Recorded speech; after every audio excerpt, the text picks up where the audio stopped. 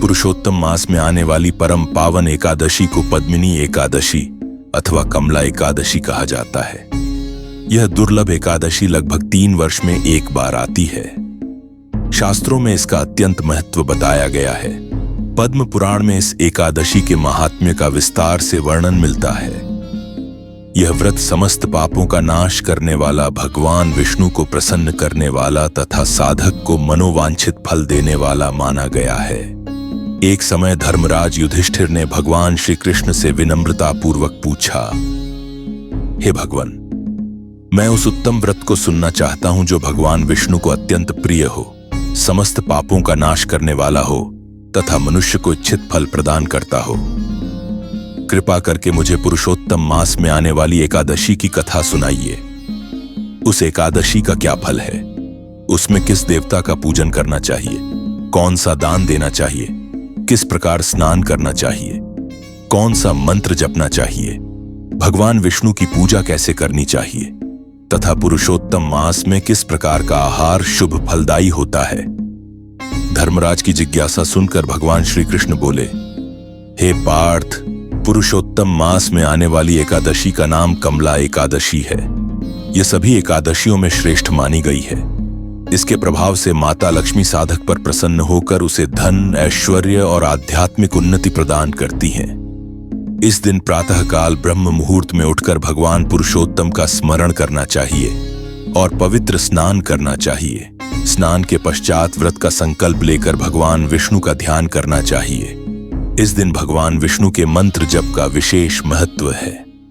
घर में किया गया जप सामान्य फल देता है, नदी तट पर उसका फल दुगुना होता है, गौशाला में सहस्र गुणा, अग्निहोत्र गृह में उससे भी अधिक, और तीर्थ, देवालय, तुलसी के समीप अथवा स्वयं भगवान विष्णु के समक्ष किया गया जप अनंत गुणा फल प्रदान करता है।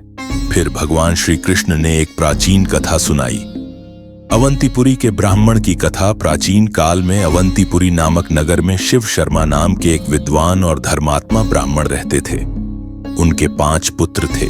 उनमें सबसे छोटा पुत्र अत्यंत दुराचारी और पाप कर्मों में लिप्त हो गया। उसके दुर्व्यवहार और अधर्मपूर्ण आचरण से दुखी होकर उसके पिता और परिवार ने उसे त्याग दिया। घर से निकाला गया वह युवक दर दर भटकता हुआ घोर वन में चला गया। भूख, प्यास और कष्टों से उसका शरीर दुर्बल हो गया था। दैवयोग से एक दिन वह तीर्थराज प्रयाग पहुंच गया। वहां उसने त्रिवेणी संगम में स्नान किया। स्नान से उसका तन तो शीतल हुआ, पर भूख और निराशा से उसका मन व्याकुल था। वह किसी आश्रम की खोज में इधर उधर भटकने लगा। कुछ दूर चलने पर उसे महर्षि हरिमित्र का आश्रम दिखाई दिया। उस समय पुरुषोत्तम मास चल रहा था, इसलिए वहां अनेक श्रद्धालुजन एकत्र होकर भगवान विष्णु की आराधना कर रहे थे। वह युवक वहीं बैठ गया और ब्राह्मणों के मुख से श्रद्धा पूर्वक कमला एकादशी का महात्म्य सुनने लगा। कथा सुनते सुनते उसके भीतर पश्चात्ताप जागा। उसने निश्चय किया कि वह भी विधिपूर्वक यह व्रत करेगा। उसने आश्रम में रहकर श्रद्धा, भक्ति और नियम पूर्वक कमला एकादशी का व्रत किया। माता लक्ष्मी का प्रकट होना। रात्रि के मध्यकाल में आश्चर्यजनक घटना घटी। एक दिव्य प्रकाश से पूरा आश्रम आलोकित हो उठा। उस प्रकाश के मध्य से स्वयं माता लक्ष्मी प्रकट हुई। उन्होंने उस ब्राह्मण से कहा, हे ब्राह्मण, कमला एकादशी के प्रभाव से मैं तुम पर अत्यंत प्रसन्न हूं। भगवान श्री हरि की आज्ञा से मैं वैकुंठ से तुम्हें वर देने आई हूं।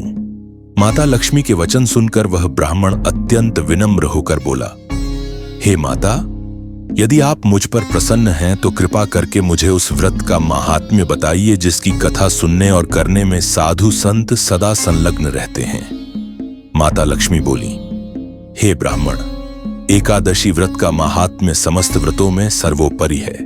यह पापों का नाश करने वाला और महान पुण्य देने वाला है। जो श्रद्धा पूर्वक इसका श्रवण या पाठ करता है वह करोड़ों महापापों से मुक्त हो जाता है।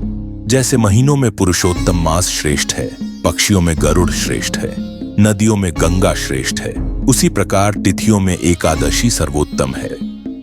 देवता भी इस व्रत के पुण्य के लोभ से भारतवर्ष में जन्म लेने की इच्छा करते हैं। उन्होंने आगे कहा, जो मनुष्य भगवान नारायण के नाम का निरंतर जप करते हैं उनकी ब्रह्मा आदि देवता भी पूजा करते हैं। जो श्रीहरि की कथा, कीर्तन और स्मरण में लीन रहते हैं वे कलयुग में भी धन्य हैं। व्रत की विधि। माता लक्ष्मी ने आगे व्रत की विधि बताते हुए कहा, एकादशी के दिन यह संकल्प करना चाहिए, एकादश्या निराहार स्थित्वाहम परेहणि भोक्ष्यामि पुंडरीकाक्ष शरणम में भवाच्युत। अर्थात, हे कमल नयन भगवान, मैं आज एकादशी का निराहार व्रत रखकर द्वादशी को पारण करूंगा। हे अच्युत, मुझे अपनी शरण प्रदान करें। रात्रि में भजन, कीर्तन, पुराण पाठ और जागरण करना चाहिए। द्वादशी के दिन स्नान करके भगवान विष्णु का पूजन करना चाहिए। एकादशी को भगवान जनार्दन को पंचामृत से स्नान कराना चाहिए और द्वादशी को दूध से अभिषेक करना चाहिए। फिर प्रार्थना करनी चाहिए, हे केशव, मैं अज्ञान रूपी अंधकार से घिरा हूं। इस व्रत से प्रसन्न होकर मुझे ज्ञान रूपी नेत्र प्रदान करें। इसके पश्चात ब्राह्मणों को भोजन कराकर दक्षिणा दें और फिर स्वयं मौन रहकर प्रसाद ग्रहण करें। व्रत का फल। माता लक्ष्मी का उपदेश सुनने के बाद वह ब्राह्मण कृतार्थ हो गया। माता उसे वरदान देकर अंतर्धान हो गईं। कुछ समय बाद वह ब्राह्मण धन धान्य से संपन्न होकर अपने पिता के घर लौटा। उसका जीवन पूर्णतः बदल चुका था। वह धर्मपरायण बन गया और अंततः भगवान विष्णु की कृपा से परम गति को प्राप्त हुआ।